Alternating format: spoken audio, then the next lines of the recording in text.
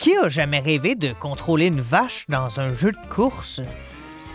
Qui? Si on connaît 50 conducteurs présents dans Mario Kart World, seulement 26 des 48 personnages de Mario Kart Deluxe font un retour, mais qui sont les 24 nouveaux pilotes et quelles sont leurs origines dans la franchise Mario? Par exemple, 4 nouveaux personnages ont fait leur début dans le légendaire jeu Super Mario Bros, dont le premier ennemi qu'on croise, le Goomba.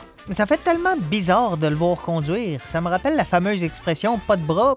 Pas de champignons. D'ailleurs, c'est pas la première fois qu'on peut contrôler un Goomba parce que comme pour les 3 prochains personnages qu'on va voir, c'est une capture dans Mario Odyssey. C'est la même situation pour le Cheep Cheep qui est un classique absolu des niveaux aquatiques. Sauf qu'en plus de pas avoir de bras, il y a un léger manque de pied pour appuyer sur l'accélérateur. Je suis pas certain que c'est idéal d'avoir un pilote qui se déplace en shakant comme Shakira qui danse. Mais c'est même pas leur plus grosse lacune. Je vais être honnête, sur la route, j'aime croiser des conducteurs qui peuvent respirer. Le frère Marteau est probablement un des nouveaux personnages les plus normaux en guise de conducteur, comme m'a dit mon grand-père après son accident de tondeuse. Je m'excuse, je conduisais mieux quand j'avais des mains. D'ailleurs, c'est un des 4 personnages sur les 24 qui est jouable dans Mario Kart Tour et c'est logique qu'il soit amené ici vu l'intégration dans le jeu de son attaque marteau. La plante piranha est le dernier personnage provenant du classique Super Mario Bros, mais pour elle, c'est drôle parce que dans le 8, c'est un objet, donc elle vit l'inverse de Kamek.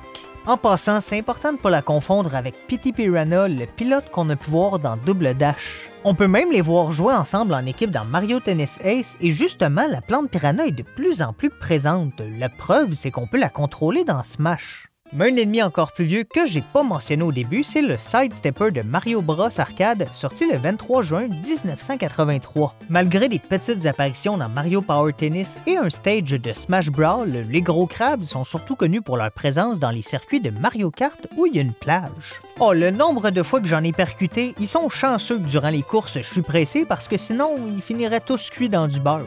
Le Poké a une origine assez étrange venant du jeu Doki Doki Panic, une exclusivité japonaise transformée en Super Mario Bros 2, mais où plusieurs ennemis ont survécu comme Birdo et Shy Guy qui ont plus d'expérience comme pilotes. Après un petit changement de couleur, où ils sont passés du vert au jaune à partir de Super Mario World, ils sont maintenant des ennemis parfaits pour les zones désertiques. En fait, ils sont sur 3 circuits dans la série, le désert sec-sec, les ruines sec-sec et le désert du soleil, qui d'ailleurs revient dans le jeu. Super Mario Bros 3 compte sur 2 nouveaux personnages avec des looks assez marquants. Le premier, c'est le Tortitaupe, un employé de l'armée de Bowser souvent présent dans les vaisseaux flottants. On peut d'ailleurs en voir sur le circuit Airship Fortress, qui fait aussi son retour dans le jeu. Pour moi, c'est un peu la version extrême des Toppy-Taupes. Ils ont des petites lunettes d'imbéciles comme s'ils faisaient de la soudure. Mais sérieux, pourquoi tu portes des lunettes de protection si tu travailles avec une clé à molette? C'est pas un chalumeau, t'as-tu peur de te le rentrer dans l'œil? Spike date aussi de Super Mario Bros 3 et même s'il avait un peu disparu après le jeu, il y a eu une grosse résurgence avec la série des New Super Mario Bros et depuis une dizaine d'années, il est partout. Tu sais que Nintendo le met n'importe où quand il est dans Mario Tennis Ace. Est-ce que Spike a vraiment l'air du prochain Raphaël Nadal? Non, Spike ressemble plus à un enfant stupide qui mange des crayons de cire. Mais juste les bleus parce qu'il aime les myrtilles. Super Mario World, c'est le jeu d'origine pour le plus de nouveaux conducteurs avec 5, dont Osek, la version anorexique des Cheep Cheep. Initialement, je me disais qu'il serait un pire conducteur que le Cheep Cheep, mais avec le recul, au moins Osek a une qualité de plus. Il peut pas mourir au volant. S'ils sont présents dans quelques jeux comme la majorité des New Super Mario Bros ou Mario Party, ils sont aussi sur le circuit Wario Shipyard qui est justement de retour.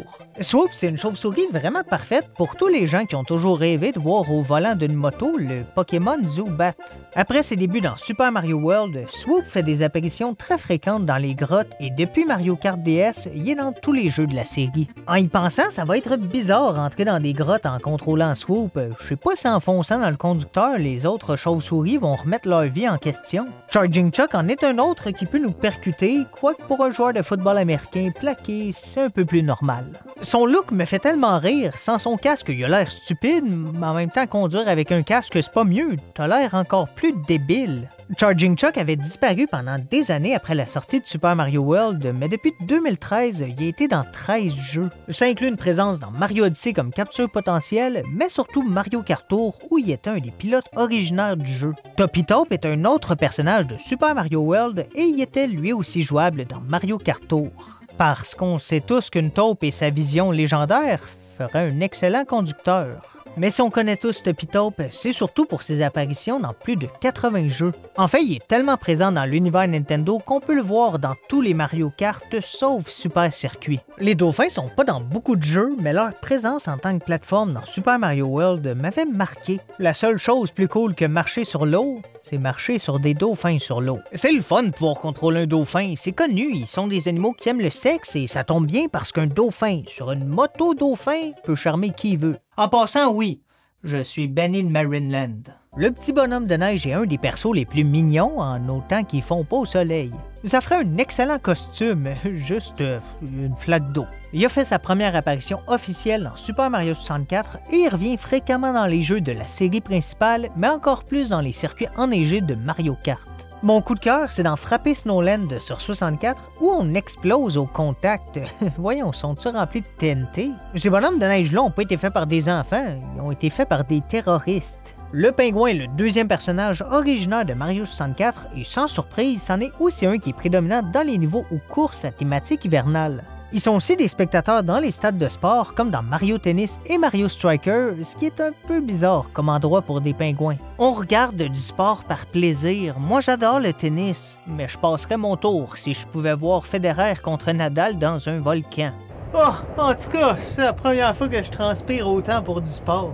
Vache fait ses débuts dans Moo Moo Farm sur Mario Kart 64 et elle a eu droit à un moment fou lors du direct de la Switch 2 où des milliers de personnes se sont écriées Tabarnak! C'est à ce moment-là que tout le monde a réalisé que la liste des personnages va être vraiment ridicule. Pour être franc, au début, j'avais pas vraiment remarqué les monstruosités cachées au milieu des 24 pilotes. D'un point de vue éthique, on va souhaiter que le burger qu'elle mange est végé, mais c'est impressionnant que Vache conduit avec des sabots. Personnellement, les animaux sans main m'ont toujours fasciné. Ils sont peut-être super intelligents, mais on le saura jamais. La plus grosse chose que tu peux accomplir avec 4 sabots et une bouche, c'est genre lécher un bout de bois. Je pense que Vache est la raison principale pourquoi la prairie Meu est de retour dans le jeu, et pour moi, c'est un choix un peu étrange. De ce qu'on sait, c'est le seul circuit du 8 qui revient, et c'était déjà un remake de la version Wii. Est-ce que c'est vraiment le circuit qui mérite d'être joué sans arrêt sur console depuis 2008? Mario Sunshine nous offre 2 nouveaux personnages cultes, à commencer par les fameux Cataquac qui m'avaient traumatisé dans Double Dash. C'est dur d'avoir le courage de dire à une psychologue que t'as peur d'aller à la plage à cause des canards. Peach Beach est justement de retour, donc on va probablement les recroiser sur le circuit et on va se le dire, ils font changement des crabes. Malgré le côté marquant des Cataquac, ils ont pas mal disparu depuis Mario Galaxy, ce qui est surprenant. Mais je suis content qu'ils sont là, surtout avec tous les animaux dans le jeu. J'aime mieux ce gros canard ridicule-là qu'un petit canard générique de Duck Hunt. Les habitants dans Mario Sunshine, les Piantas, sont un des personnages les plus normaux ajoutés à Mario Kart World, ce qui est quand même un peu surprenant considérant qu'ils ont littéralement un arbre sur la tête. J'ai toujours trouvé ça bizarre. Est-ce qu'ils doivent l'arroser, l'entretenir? Genre eux, ils vont pas chez le coiffeur, mais le jardinier? En plus, c'est pas leur première apparition dans Mario Kart parce qu'ils sont un élément central des célébrations dans Double Dash. D'ailleurs, j'attendais d'avoir parlé de tous les personnages concernés, mais Pianta, comme plusieurs autres, est jouable dans les jeux Mario de baseball.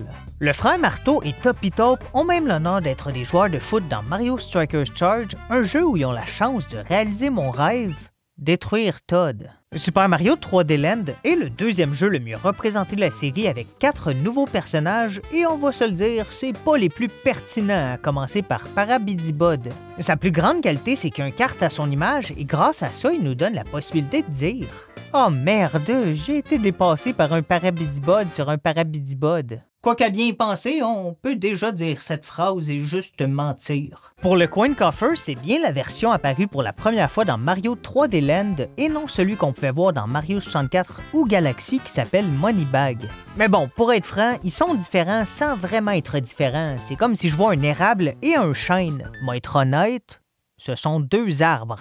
Je reconnais surtout Coin Coffer pour Mario Odyssey où on peut en devenir un, donc c'est pas la première fois qu'on en contrôle, mais encore une fois, ça fait juste me rappeler mes problèmes financiers. Faut pas confondre Stingy avec la Reine Abeille qui était dans Mario Kart 7 et qui est 100 fois mieux. J'espère qu'elle va être là parce que qui aime mieux contrôler des petites abeilles sans personnalité versus la royauté? Quoique pour Stingby, au moins son dard est sur son visage. À regarder celui de la reine abeille, je trouve ça un peu douteux qu'elle soit aussi à l'aise d'être assis comme si rien n'était. Pippa, c'est le dernier personnage provenant de 3D Land, et pour moi, c'est un ajout un peu étrange parce que le roi Boo est déjà là. Pippa, es-tu vraiment si différent? Je sais qu'ils vont être dans 2 catégories de poids différentes, mais c'est stupide. Pippa est pas plus léger, ce sont 2 spectres, les 2 pèsent rien. Et bon, je veux pas rentrer dans un débat éthique, mais ils ont l'air beaucoup trop jeunes. Je sais c'est quoi des fantômes. Est-ce que je suis vraiment en train de contrôler un enfant décédé? La première apparition de Nabbit date de New Super Mario Bros. U en 2012 et depuis, il y a plusieurs questions à son sujet comme qui est Nabbit? Qu'est-ce que Nabbit? Encore mieux, pourquoi Nabbit? En tout cas, ça sera pas où est Nabbit parce que depuis ses débuts, il est vraiment partout sans que personne comprenne vraiment pourquoi. Il est jouable dans New Super Luigi U et New Super Mario Bros. Deluxe, mais aussi présent dans Mario Golf, Mario Party, Mario et Luigi, Super Mario Bros. Wonder. Ça va même jusqu'à Mario et Sonic aux Olympiques de Rio où tu vois que l'intelligence, c'est pas sa force. Le gars fait les épreuves en traînant son sac. Nabbit est aussi le 4e et dernier des personnages qui fait le transfert de Mario Kart Tour à World et c'est probablement mon préféré. C'est pas un ennemi générique, c'est un conducteur avec de la personnalité. Le Conque d'Or, c'est le nouveau personnage le plus jeune alors qu'il est né en 2013 dans Super Mario 3D World. C'est un choix surprenant parce que les Conques d'Or n'ont pas été dans beaucoup de jeux avec des petits rôles mineurs dans Captain Todd, Mario Tennis Ace et Mario Party. C'est une genre d'autruche, ce qui est sûrement l'animal que j'aimerais le moins croiser sur la route au volant d'une voiture voisine. Non seulement ils n'ont pas de bras, ils n'ont pas de cerveau. Imagine, tu conduis, fais un dépassement et t'as un ice contact avec ça. Oh, finalement, j'aurais dû y aller en vélo.